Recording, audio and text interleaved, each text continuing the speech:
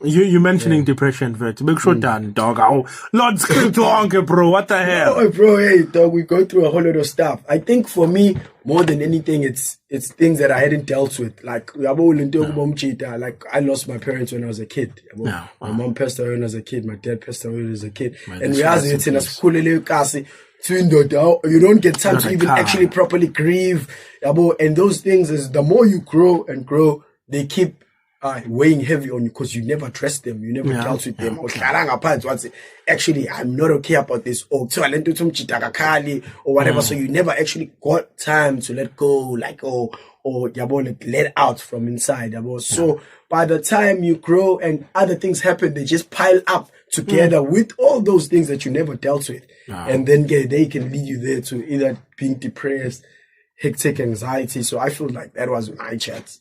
So I've had people tell the stories about depression. So did you procrastinate? What were you doing and what were you not doing during the time that you were depressed? What was happening?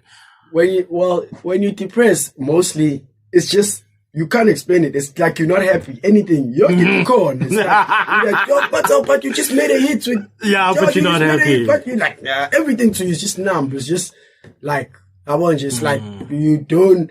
There's no brightness. Like it's like you're operating on autopilot. No there's no feeling in there. Like it's just got machine. So I kind of felt like that.